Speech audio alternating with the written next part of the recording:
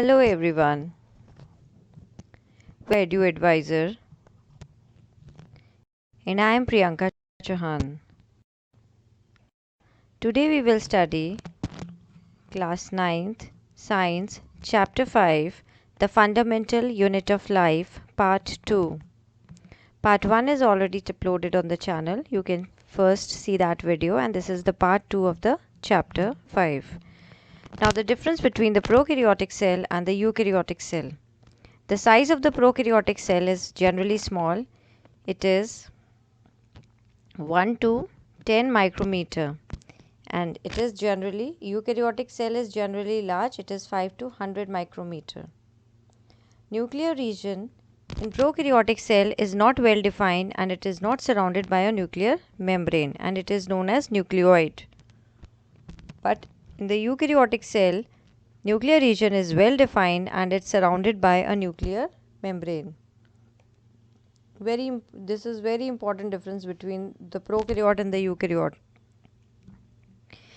Now the next difference is chromosome is single and in eukaryotic cell more than one chromosome present.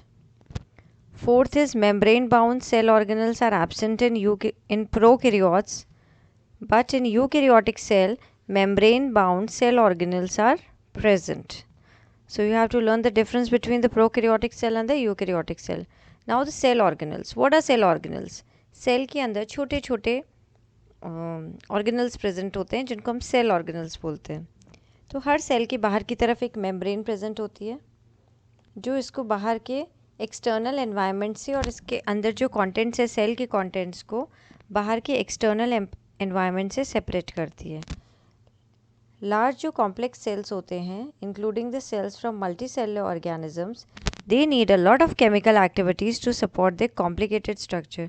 क्योंकि multicellular organisms और जो large organisms होते हैं उनके जो sales होते हैं उनको बहुत सारी केमिकल एक्टिविटीज़ परफॉर्म करनी पड़ती है क्योंकि उनका जो स्ट्रक्चर होता है बहुत कॉम्प्लिकेटेड होता है और बहुत सारे फंक्शंस भी परफॉर्म करने पड़ते हैं. तो इन सारी एक्टिविटीज़ के लिए to keep these activities of different kinds separate from each other, एक दूसरे से अलग रखने के लिए ये एक्टिविटीज़, क्योंकि बहुत सारी chemical reactions metabolic reaction cell में हो रही होती है, तो इसके लिए सेल्स के अंदर मेम्ब्रेन बाउंड छोटे छोटे स्ट्रक्चर्स होते हैं जिन्हें बोलते हैं cell organelles within themselves. जैसे माइटोकॉन्ड्रिया, तो माइटोकॉन्ड्रिया में रेस्पिरेशन की रिएक्शंस थोड़ी सेपरेट अलग हो रही होंगी. साइटोप्लाज्म में अलग रिएक्शंस चल रही होंगी. प्लास्टिड्स है, वहाँ पे फोटोसिंथेसिस हो रहा होगा. तो इस तरह से हर सेल ऑर्गेनिज्म में राइबोसोम्स है तो राइबोसोम्स के अंदर प्रोटीन सिंथेसिस का वर्क चल रहा होगा. तो सेल के अंदर बहुत सारे केमिकल रिएक्शंस एक साथ हो रही है तो वो अलग अलग सेल ऑर्गेनल्स के अंदर केमिकल रिएक्शंस हो रही होती हैं. हर सेल ऑर्गेनल अपना एक वर्क कर रहा होता है जो उसको एक वर्क असाइन किया हुआ होता है.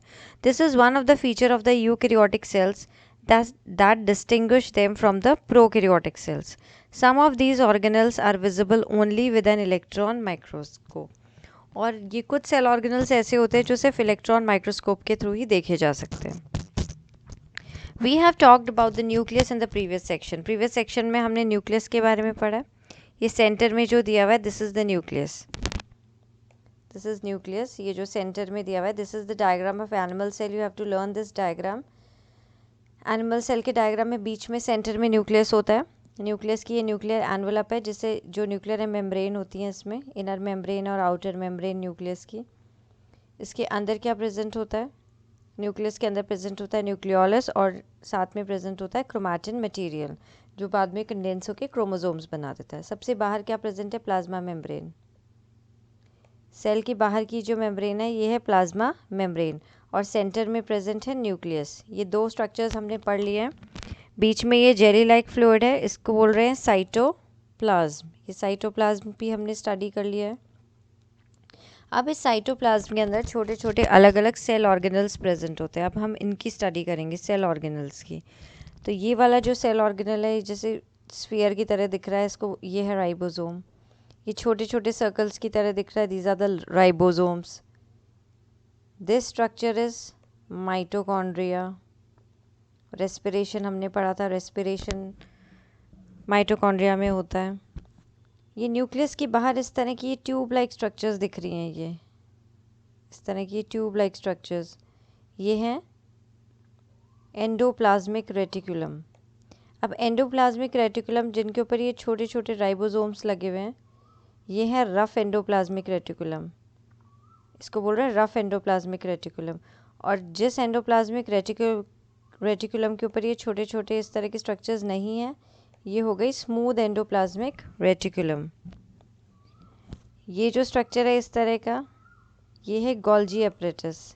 न्यूक्लियस के ऊपर की तरफ दिख रहा है, दिस इज गोल्जी एपरेटस। और उसके बाद छोटे छोटे इस तरह से ये सर्कल्स दिखाई दे रहे हैं, ये पूरा स्ट्रक्चर गोल्जी एपरेटस है। And this is again mitochondria, ये भी माइटोकॉन्ड्रिया है। तो all these are the cell organelles. We have talked about the nucleus in the previous section. Some important examples of cell organelles which we will discuss now, they are the endoplasmic reticulum, Golgi apparatus, lysosomes, mitochondria and plastids. इन सब की हम study करेंगे, इन सारे cell organelles की। They are important because they carry out some very crucial functions in the cell. ये important क्यों है? क्योंकि ये सेल में कुछ बहुत important functions परफॉर्म करते हैं cell organelles. One function of ER. Now first one is the endoplasmic reticulum. Endoplasmic reticulum इस तरह का स्ट्रक्चर होता है जो न्यूक्लियस से अटैच्ड होते हैं। ये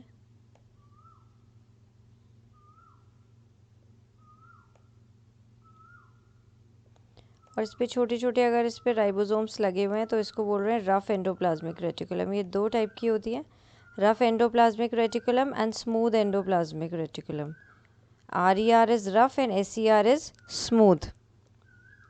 अगर यहाँ पे नहीं है इसके अंदर तो ये स्मूथ एंडोप्लाज्मिक रेटिकुलम है। ये large network of membrane bound tubes हैं, इस तरह से मेम्ब्रेन बाउंड ट्यूब्स हैं ये, और शीट लाइक स्ट्रक्चर्स हैं। It looks like long tubules, लंबे लंबे ट्यूब्यूल्स की तरह लगती हैं, या फिर लंबे लंबे ऑब्लॉन्ग बैग्स की तरह दिखाई देती है ये। The ER membrane is similar in structure to plasma membrane. इसकी जो मेम्ब्रेन है इसका स्ट्रक्चर प्लाज्मा मेम्ब्रेन के सिमिलर है। ये दो टाइप की होती है, rough endoplasmic reticulum, smooth endoplasmic reticulum.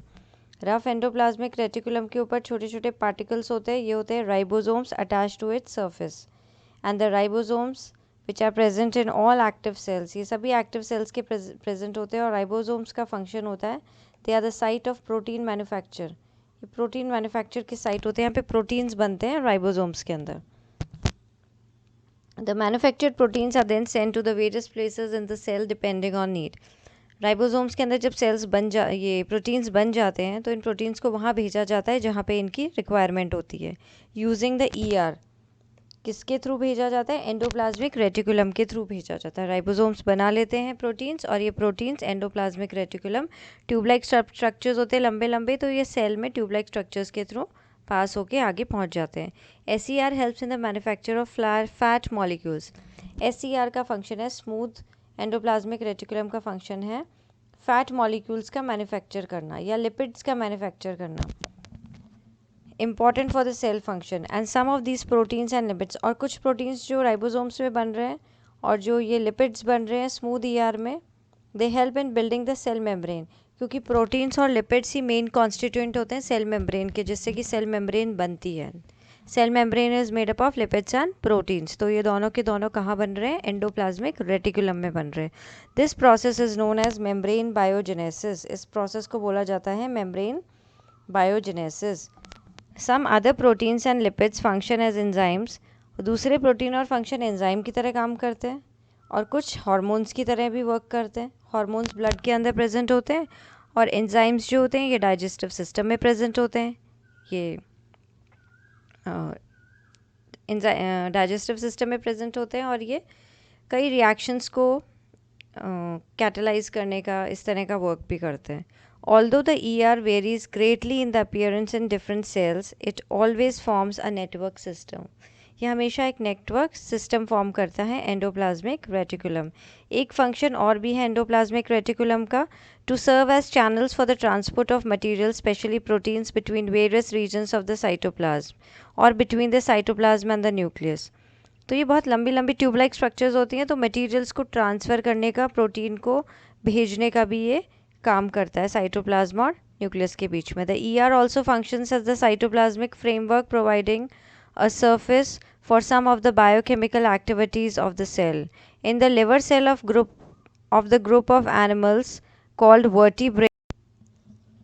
Biochemical activities को लिए ये एक तरह का साइटोप्लाज्मिक फ्रेमवर्क भी सरफेस प्रोवाइड करता है, एंडोप्लाज्मिक रेटिकुलम। और जो लिवर सेल्स होते हैं इन वर्टिब्रेट्स के लिवर सेल्स के अंदर SCR जो है वो बहुत इंपॉर्टेंट रोल प्ले करता है। It helps in detoxifying many poisons और ड्रग्स। जो हम मेडिसिन्स लेते हैं, ड्रग्स या कोई पॉइजन्स होती हैं, बॉडी के अंदर पॉइजन्स होते हैं, तो उनको डिटॉक्सिफाई कर देता है ये स्मूथ एंडोप्लाज्मिक रेटिकुलम।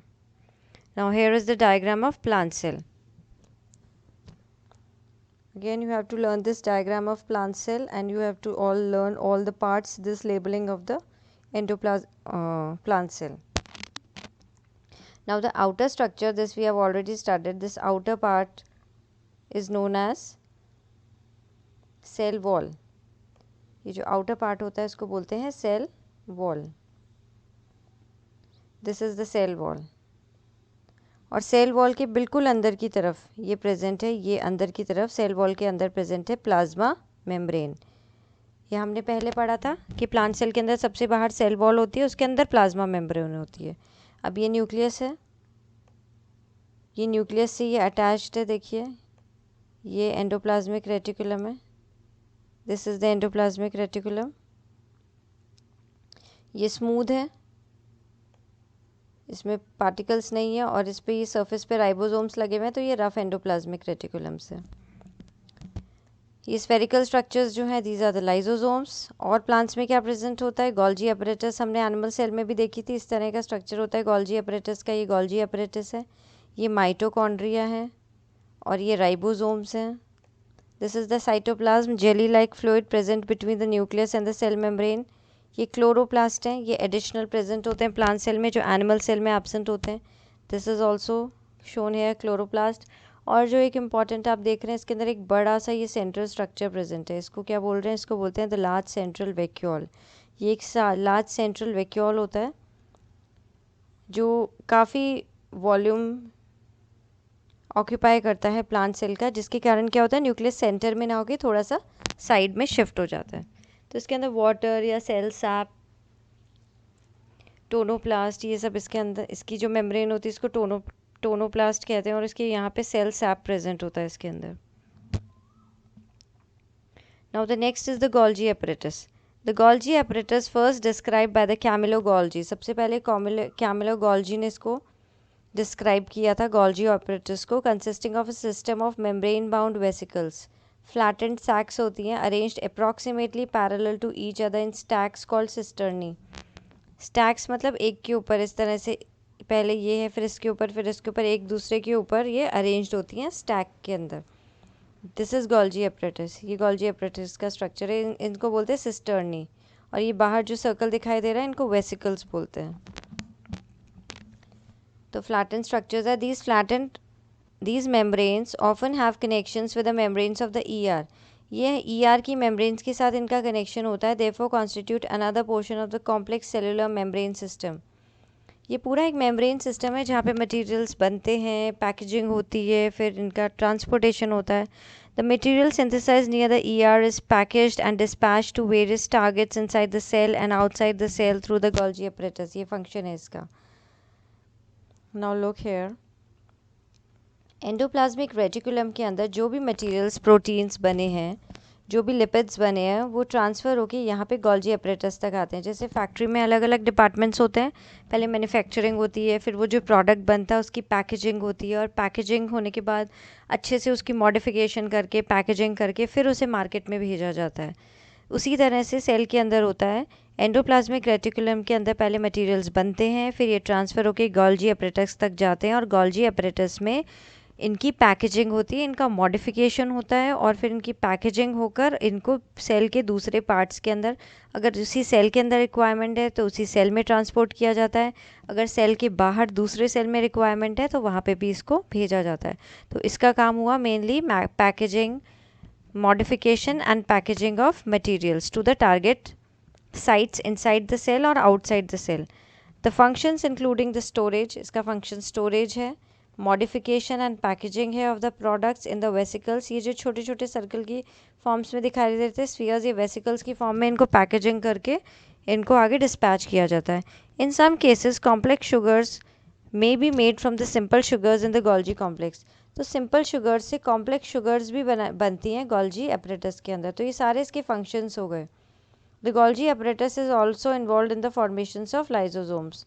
तो इसके 4-5 फंक्शंस इस पैराग्राफ के अंदर दिया है। इस पूरे पैराग्राफ में फंक्शंस ऑफ गोल्जी एपरेटस दिए हुए हैं। You have to learn the diagram of the cell organelle and the functions of the cell organelle. Now it is given about the Camillo-Golgi. Camillo-Golgi ने ये स्टडी करी थी सबसे पहले। इन्होंने ये नर्व सेल में स्टडी करी थी, आउल के नर्व सेल में। इंडिविजुअल इन्होंने स्टेनिंग करी थी। Golgi apparatus The work of the greatest importance which Golgi carried out was a revolutionary method of the staining individual nerve and the cell structures. This method is referred as the black reaction. इसको black reaction बोला जाता है इस method को, और इस method में उन्होंने वीक सोल्यूशन यूज़ किया था, सिल्वर नाइट्रेट सोल्यूशन। और इसके लिए इन्हें, इनके वर्क के लिए इन्हें नोबेल प्राइज़ मिला था in the year 1906. Now the next cell organelle is lysosomes. Structurally lysosomes are membrane bound sacs. इस तरह के स्ट्रक्चर होते हैं लाइजोसोम्स, और इसके अंदर डाइजेस्टिव एंजाइम्स फिल्ड होते हैं। जो एंजाइम्स, जो प्रोटीन्स बने थे एंडोप्लाज्मिक रेटिकुलम में, वो इसमें गोल्जी एपरेटस में आते हैं। गोल्जी एपरेटस में इनकी मॉडिफिकेशन होती है, पैकेजिंग होती है, और फिर ये लाइजोसोम्स की फॉर्म में एक स्ट्रक्चर बन जाते हैं। तो लाइजोसोम्स जो हैं ये छोटे छोटे मेम्ब्रेन बाउंड स्ट्रक्चर्स हैं। बाहर प्लाज्मा मेम्ब्रेन है, अंदर डाइजेस्टिव एंजाइम्स फिल हुए हैं। These enzymes are made by RER, rough endoplasmic reticulums में ये एंजाइम्स बनते हैं, और फिर इनकी पैकेजिंग हो जाती है। Lysosomes are a kind of waste disposal system of the cell. ये वेस्ट डिस्पोजल सिस्टम है ये सेल का, क्योंकि जब भी सेल में कोई वेस्ट पार्ट होता है या कोई भी ऐसी वेस्ट ओल्ड सेल ऑर्गेनल्स हो जाते हैं, उनको डिस्पोज ऑफ करने का ये काम करता है।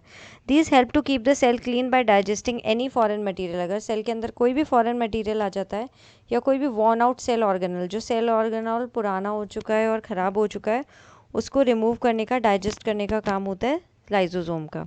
Foreign materials entering the cell such as bacteria या फूड, जो भी सेल के अंदर एंटर करता है, as well as the old cell organelles, they end up in the lysosomes. ये सब लाइजोसोम्स में आते हैं और यहाँ पे इनका ब्रेक डाउन होता है। Which break complex substances into simpler substances में इसको ब्रेक डाउन करते हैं। Lysosomes are able to do this because they contain powerful digestive enzymes. इनके अंदर पावरफुल डाइजेस्टिव एंजाइम्स होते हैं, इसलिए ये ब्रेक डाउन का काम कर सकते हैं। Capable of breaking down all organic material, जितना भी ऑर्गेनिक मटीरियल है सेल का, उसका ब्रेक डाउन कर देते हैं ये। During the disturbance in cellular metabolism, for example when the cell gets damaged, जब सेल डैमेज हो जाता है, lysosomes may burst and enzymes digest their own cell. तो डाइजेस्ट, खुद का ही सेल डाइजेस्ट कर देते हैं ये लाइजोसोम्स, क्योंकि अगर सेल डैमेज हो चुका है तो लाइजोसोम उसके अंदर बर्स्ट हो जाएंगे, पूरे सेल को डाइजेस्ट कर देंगे उसके enzymes. Therefore lysosomes are also known as suicidal bags of the cell. Very important, which cell organelle is known as the suicidal bags? Lysosomes. Which cell organelle helps in the protein synthesis? It is ribosome. Now next is the mitochondria. Mitochondria are known as powerhouse of the cell. Which cell organelle is known as powerhouse of the cell is? That is mitochondria. Mitochondria have two membrane coverings. दो membrane coverings होती हैं. Outer membrane covering straight होती है और जो inner membrane होती है वो folded होती है. These folds increase surface area of the ATP generating chemical reactions. ये folded areas जो है ये ATP generate करने का जो area है उसको increase कर देती है, जहाँ पे ATP generate होती है जिन reactions के through. तो energy required for various chemical activities needed for life is generally that is released by mitochondria in the form of ATP, that is adenosine triphosphate. जो केमिकल एक्टिविटीज़ के लिए, जो life को sustain करने के लिए जो एनर्जी चाहिए, वो एनर्जी माइटोकॉन्ड्रिया में रिलीज़ होती है in the form of adenosine triphosphate molecules. ATP is known as the energy currency of the cell. Very important, ATP is the energy currency of the cell. And the body uses energy stored in ATP for making new chemical compounds and for mechanical work. नई chemical compounds बनाने के लिए या body को work करने के लिए ATP की ज़रूरत होती है। इस तरह का स्ट्रक्चर होता है। This is the outer membrane, और इनर मेम्ब्रेन में इस तरह से फोल्डिंग्स होती है अंदर की तरफ, फिंगर लाइक प्रोजेक्शंस। ये आउटर मेम्ब्रेन है and this is the inner membrane. ये जो इनर मेम्ब्रेन है इसका सरफेस एरिया इंक्रीज हो जाता है क्योंकि यहाँ पे छोटे छोटे एक स्ट्रक्चर्स प्रेजेंट होते हैं जिनको बोलते हैं ऑक्सीजोम्स। तो इन ऑक्सीजोम्स के अंदर यहाँ पे एटीपी जनरेशन होता है। तो एटीपी जनरेशन केमिकल रिएक्शंस का सरफेस एरिया यहाँ पे इंक्रीज हो जाता है।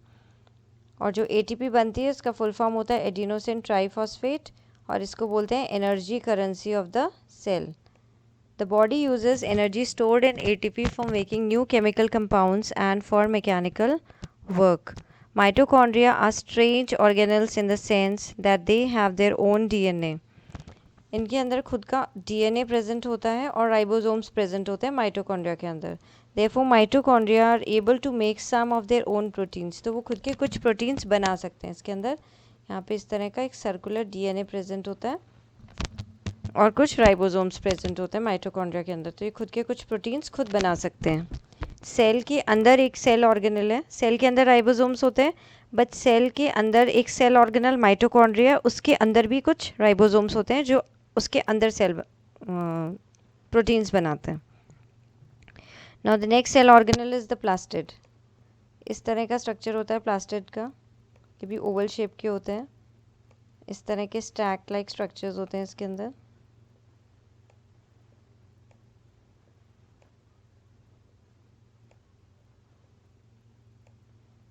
इसमें भी दो मेम्ब्रेन्स होती हैं, एक आउटर मेम्ब्रेन हो जाती है और एक इनर मेम्ब्रेन। तो ये जो थाइलाकॉइड्स, ये जो स्ट्रक्चर दिखाई दे रहा है, जैसे कॉइन्स होते हैं, एक के ऊपर एक हम कॉइन्स रख देते हैं, स्टैक ऑफ कॉइन्स बन जाती है, इस तरह का स्ट्रक्चर है ये thylakoids.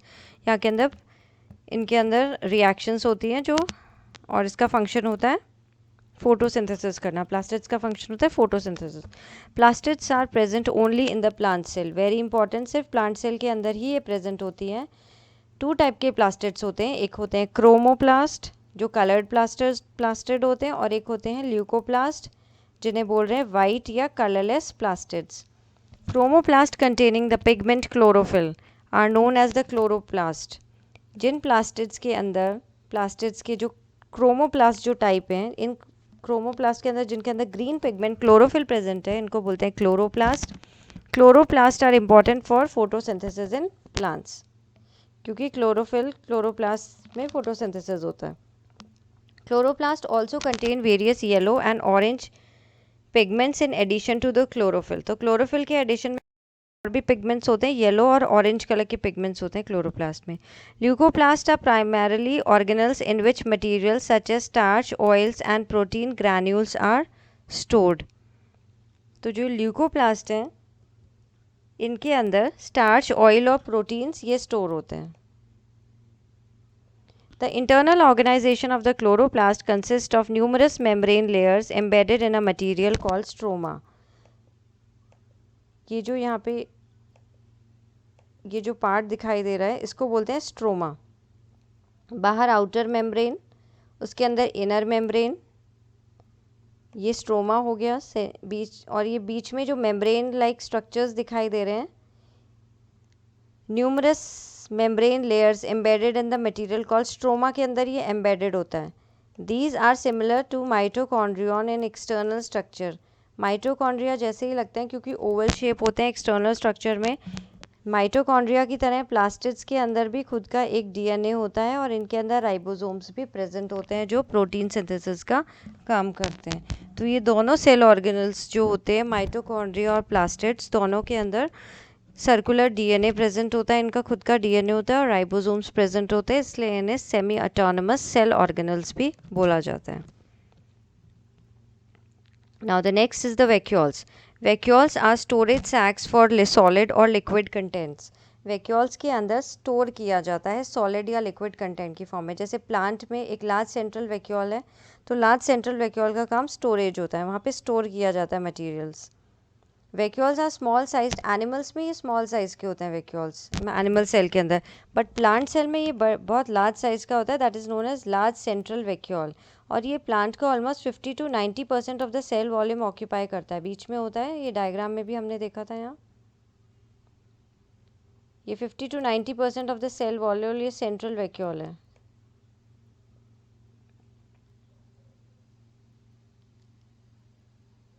In plant cell vacuoles are full of cell sap, इसके अंदर सेल सैप भरा हुआ होता है। ये प्रोवाइड करते हैं turgidity and rigidity to the cell, cell को रिजिड बनाते हैं, थोड़ा हार्ड बनाते हैं, ये टर्जिडिटी प्रोवाइड करते हैं सेल को। Many substance of importance in the life of the plant cells are stored in the vacuole के अंदर स्टोरेज का काम होता है कि amino acid, sugars, various organic acids और कुछ प्रोटीन्स, ये सब स्टोर किए जाते हैं वैक्यूल्स के अंदर। अब हम पढ़ेंगे कुछ जो सिंगल सेल ऑर्गेनिजम्स हैं, जैसे कि अमीबा, इनके अंदर भी वैक्यूल होता है, फूड वैक्यूल प्रेजेंट होता है, जिसके अंदर की फूड आइटम्स होते हैं। जो अमीबा ने कंज्यूम करा है, जो फूड अमीबा ने खाया है, वो फूड वैक्यूल के अंदर प्रेजेंट होता है। In some unicellular organisms, specialized vacuoles are present, जैसे कि पैरामीशियम हो गया, उनके अंदर स्पेशलाइज्ड वैक्यूल्स होते हैं जिनको बोलते हैं कॉन्ट्रैक्टाइल वैक्यूल्स। ये कॉन्ट्रैक्टाइल वैक्यूल जो होते हैं, ये बॉडी के अंदर जो एक्सेस वाटर है और कुछ जो वेस्ट है उसको सेल से बाहर निकालते हैं, and these are known as contractile vacuoles present in paramecium. Each cell thus acquires its structure and ability to function because of the organization of its membrane and organelles in a specific way. The cell thus has a basic structural organization. तो cell की एक basic structural organisation होती है. This helps the cell to perform, अलग अलग function perform करता है जिससे सेल रेस्पिरेशन, तो रेस्पिरेशन माइटोकॉन्ड्रिया और साइटोप्लाज्म में होता है. ऑब्टेनिंग न्यूट्रिशन, तो न्यूट्रिशन ऑब्टेन करता है, जैसे प्लास्टिड्स में बन रहे हैं प्लांट्स के अंदर, क्लोरोप्लास्ट में फूड बनता है. क्लियरिंग ऑफ वेस्ट मटेरियल ये लाइजोसोम्स में होता है, और फॉर्मिंग न्यू प्रोटीन्स ये राइबोसोम्स में ये वर्क होता है. So thus the cell is the fundamental structural unit of living organisms, and it is also the basic functional unit of life.